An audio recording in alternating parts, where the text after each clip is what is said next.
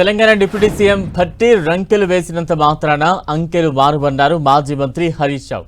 BRS ప్రభుత్వం దిగిపోయే నాటికి చెల్లించాల్సిన మొత్తం అప్పు కేవలం 4.14 లక్షల కోట్లేనని, కాంగ్రెస్ ప్రభుత్వం చేసిన అప్పును కూడా బీఆర్ఎస్ ఖాతాలో వేస్తూ అబద్దాలు చెబుతున్నారని విమర్శించారు. కాంగ్రెస్ నేతలు పూటకో మాట మాట్లాడుతున్నారని, కానీ బీఆర్ఎస్ స్టాండ్ ఎప్పుడు ఒక్కటే అన్నారు మాజీ మంత్రి హరీష్ రావు. వాళ్ళని చూస్తేనేమో పూటకో మాట, అసెంబ్లీలో ఒక మాట, పబ్లిక్ మీటింగ్లో ఒక మాట, ప్రెస్ మీట్లో ఒక మాట, ఇది కాంగ్రెస్ స్టైల్. బట్ బీఆర్ఎస్ ఎప్పుడు ఒకటే మాట.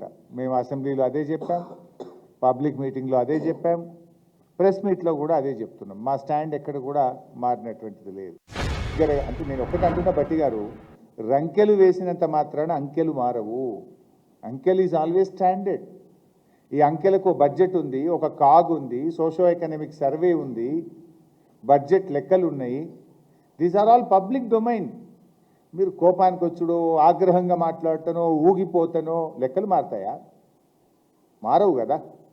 మీరు ఫైనాన్స్ మినిస్టర్ అయ్యి ఉండి ఒక బాధ్యతాయుతమైన రాజ్యాంగబద్ధమైన పదవిలో ఉండి కూడా తప్పులు మాట్లాడొచ్చునా, అబద్ధాలు మాట్లాడొచ్చునా నేను అడుగుతా ఉన్నా. సరే, ఇప్పుడు ఏం చేస్తున్నారు మరి వీళ్ళు?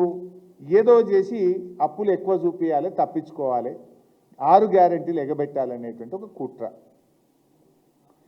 ఏం ప్రయత్నం? 8,21,000 కోట్లు అని చెప్తున్నారు. నేను కూడా చెప్తున్నా, అంకెలతో చెప్తున్నా. బహుశా నిన్న ప్రెస్ మీట్ పెట్టిన భట్టి గారు మిత్రులు టీవీలలోనో సెల్ ఫోన్లలోనో నా ప్రెస్ మీట్ చూస్తుంటారు.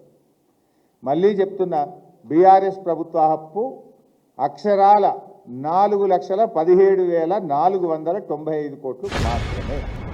మొత్తం క్యాబినెట్, కాంగ్రెస్ ఎమ్మెల్యేల సాక్షిగా, అసెంబ్లీ సాక్షిగా ఈ లెక్క 4,17 మాత్రమే. ఇప్పుడు ఇందులో తప్పు ఉంటే ఇప్పుడే చెప్పండి, ఇక్కడే చెప్పండి. కమాన్, లెట్ us డిస్కస్. 4,17 ఇందులో సీతారామ, పాలమూరు, కాళేశ్వరము, మిషన్ భగీరథ అన్ని కలిపి 4,17 అని నిండు అసెంబ్లీలో నేను చెప్పిన.